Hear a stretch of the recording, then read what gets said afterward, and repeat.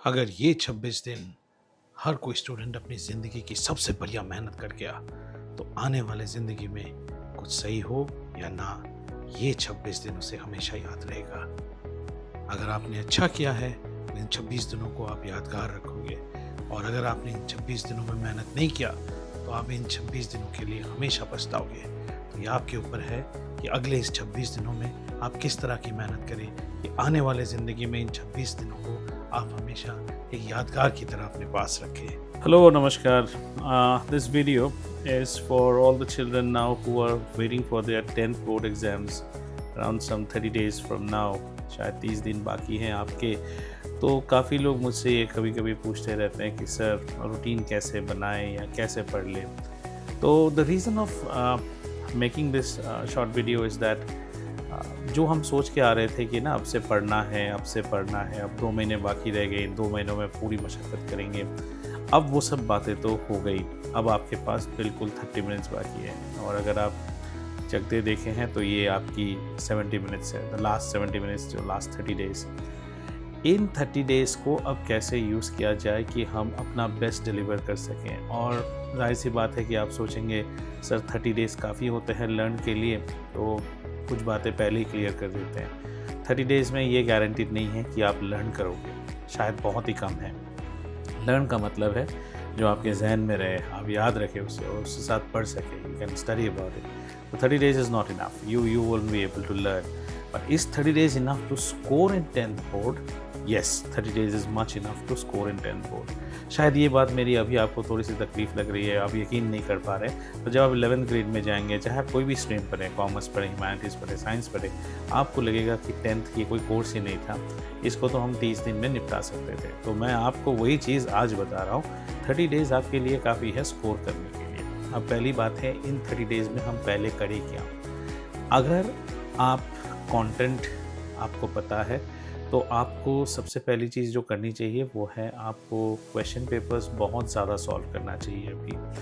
अब या तो आपके पास क्वेश्चन पेपर्स हैं या तो आपके पास क्वेश्चन पेपर्स की कमी है, पर आज के ज़माने में कोई चीज़, all resources are in your hand, कोई चीज़ कमी नहीं है आपको। आप पहला चीज़ तो ये कर सकते हैं कि just go to Google and type CBSE past papers. जो सबसे पहला लिंक आपको CBSE का आएगा उसमें जाइए, हर सब्जेक्ट के 2002 से पेपर्स हैं ऑफ ऑल सेट्स, उठाइए और उन पेपर्स से प्रॉब्लम करने स्टार्ट कर दीजिए, उन पेपर्स को सॉल्व कीजिए। अब कैसे सॉल्व करें?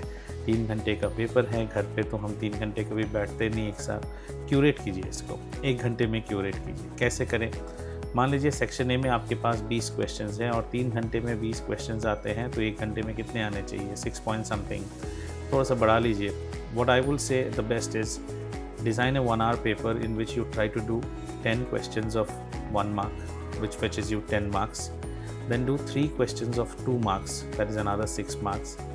Then do 4 questions of 3 marks, that's another 12 marks.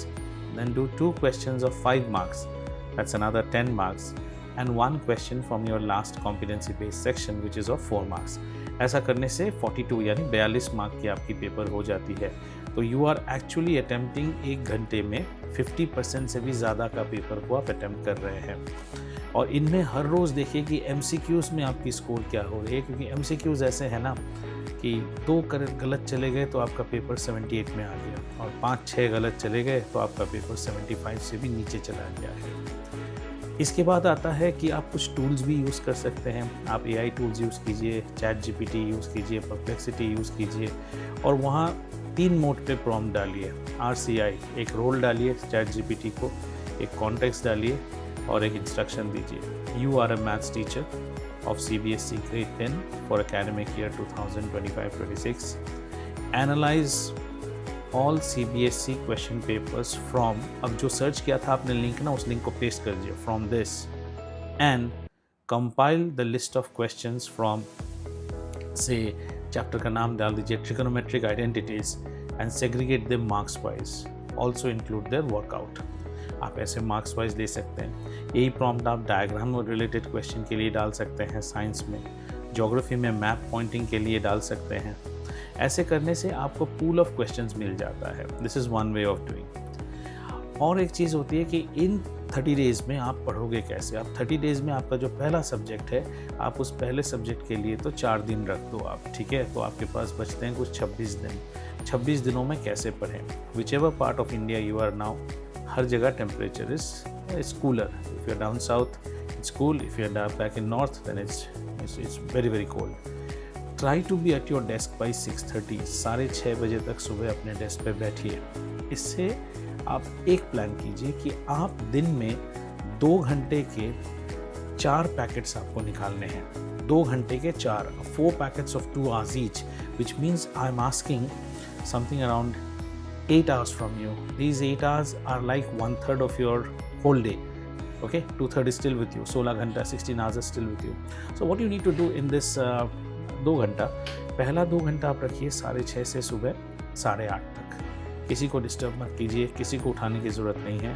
Try and make a hot chocolate drink, biscuits ले लीजिए and start your study. This is the morning hour. ये आवर में जो थ्योरी आप पढ़ोगे बेहतरीन पढ़ाई होगी। इस आवर में आपने मैथ्स नहीं करनी, आपने फिजिक्स नहीं करनी। You just take theory subjects. What are your theory subjects? English, Hindi और your second language whatever you are studying, geography, history, civics, okay, और इकोनॉमिक्स, एंड यहाँ पे हमारी बायोलॉजी आ गई। और इस 2 घंटे को तोड़िए 1 घंटे 1 घंटा। अब biology with Hindi, next day अब बायोलॉजी विद से ज्योग्राफी विद हिस्ट्री एंड और ज्योग्राफी विद इंग्लिश। इसके बाद 8:30 ब्रेकफास्ट कीजिए। 8:30 to 9:30 आप रिलैक्स कर लीजिए। 9:30 से अगला 2 घंटा पैकेज डालिए up to 11:30। Here we will do semi theory subjects something like chemistry and physics. तो जैसे आप 1 घंटा केमिस्ट्री को दीजिए, 1 घंटा फिजिक्स को दीजिए। After that 11:30 to 12 o'clock just do a relaxation. ऐसे ही टीवी देख लो, कोई बात नहीं। 12 to 1 o'clock 1 घंटा और लीजिए and in this you again try to do some part of your chemistry, you can do some geography, some history study also you can do. That's not an issue. You can easily be able to do it. Okay, या फिर हिंदी के व्याकरण, जहाँ लिखने की चीज़ है, अपठित गद्यांश type चीज़ है, जहाँ आप लिख सकते हैं, writing job. Okay, so how many hours did we spend? 5 hours हमारे चले गए। At 1 o'clock go for your shower and 1 to 2 you keep it for your shower, your lunch। 2:30 वापस बैठ जाइए। 2:30 to 4:30। Now this is dedicated only for maths। तो आपका ये चला गया, आपका ये 3rd कैप्सूल। 4:30 सो जाइए, 4:30 to 5:30 सोइए और 5:30 से आप चले जाइए, बाहर चले जाइए, आधा घंटा टहल के आइए। 6 बजे तक घर आके 6:30 बजे से 8:30 बजे तक आपका अगला capsule खींचिए। Now this also can be a combo study of theory, but आप इसमें मैथ्स नहीं करेंगे। It can be all your theory and other studies. So we are already done with 1, 2, 3.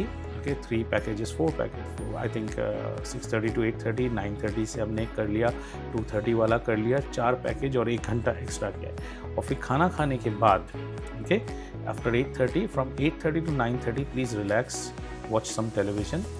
9:30 to 10:30 again dedicate to maths. And 10:30 आप सोने जा रहे हो। You are off to your bed.